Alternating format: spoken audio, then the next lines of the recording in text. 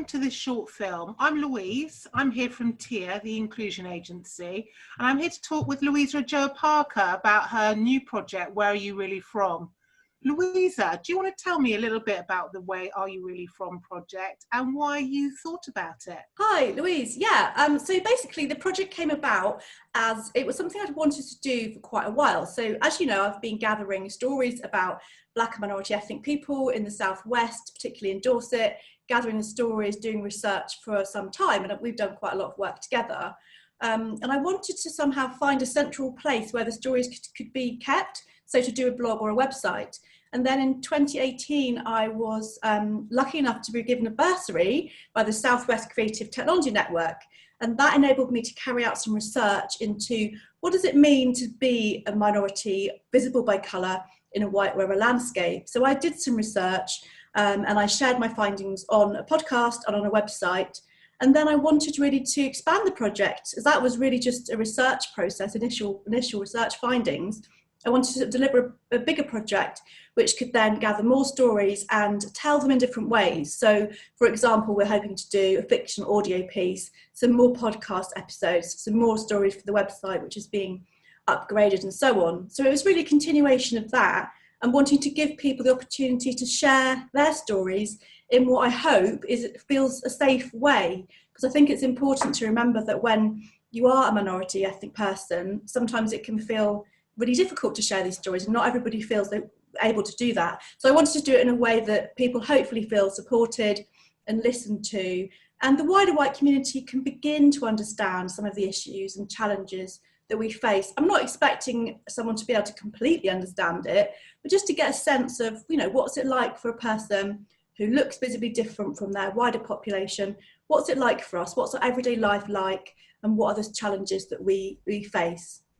Why is it so important that people of colour tell their story, do you think, Louisa? I think it's really important because it adds to a national understanding of issues around race and history, and looking at the history of empire.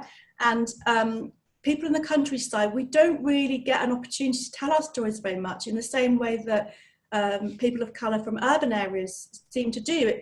It seems to me as though when you think of black, a black identity, black British identity, or brown British identity, it always seems to be very much focused in the really inner city areas. And I think that, you know, we have multiple identities. We live in all parts of the UK.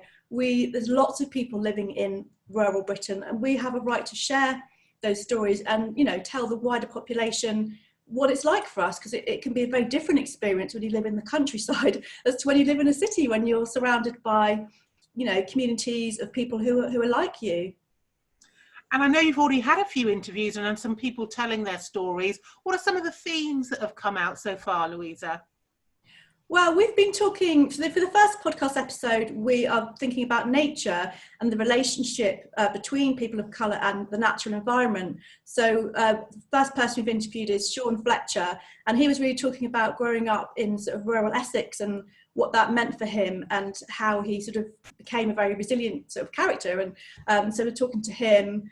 I think lots and lots of themes are coming up just from generally chatting to people. There's lots to explore. Things like, obviously, the natural environment is quite key, but also thinking about decolonisation and thinking about relationships with bodies in the landscape and so on. So there's lots coming up, and I don't think we're going to be able to explore it all in the podcast, but hopefully the stories on the website will be able to give a flavour of some of the themes that we've been exploring. No, it's really interesting you saying about the relationship of people come with nature, and we're generally put in a more urban type of cityscape, aren't we? And I've lived on the coast most of my life, and I love living by the sea, and it's something that I would never want to leave.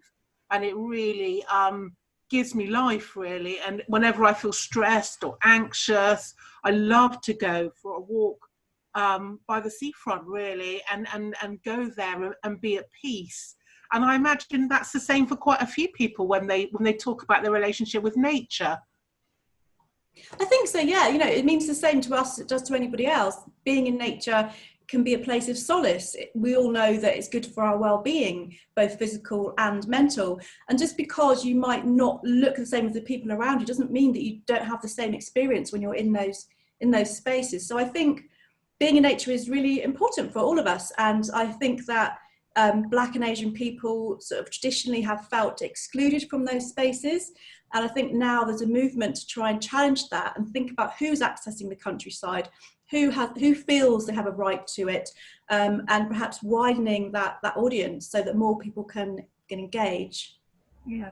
Now, you are a published poet, beautiful poetry, and you know a lot of, and in this project you're going to be working with poets. For those who are a little bit anxious or cautious about poetry, what would you say don't worry about it, get involved?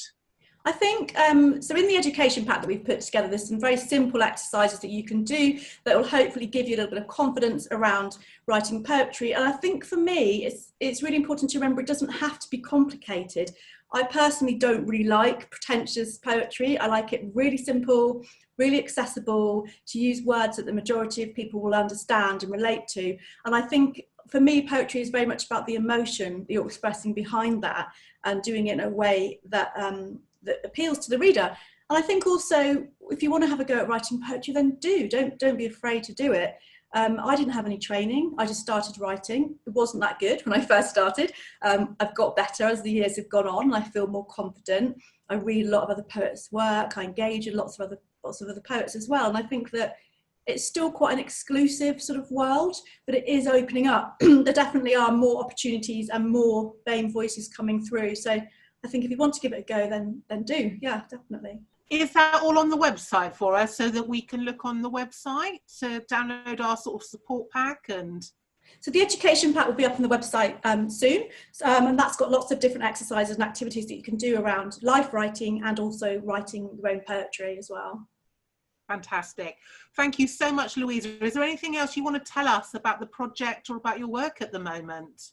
No, I think that just this project is part of a wider body of work that I aim to do. So I feel very sort of excited that what's happening at the moment around the Black Lives Matter movement, I think it's kind of created quite a lot of interest, and I'm hoping that the rural voices will be part of that sort of movement going forward. And I hope that more and more people will be interested in telling their stories and hearing other people's stories so that we can begin to really address some of the bigger issues around systemic racism and really think about our connections with the past and how that impacts the present day. And the rural stories and the rural experience are very much a part of our past and our present. So yeah, I'm hoping this will grow and develop. Thank you so much, Louisa. An inspirational voice as always. Thank you. Thank you.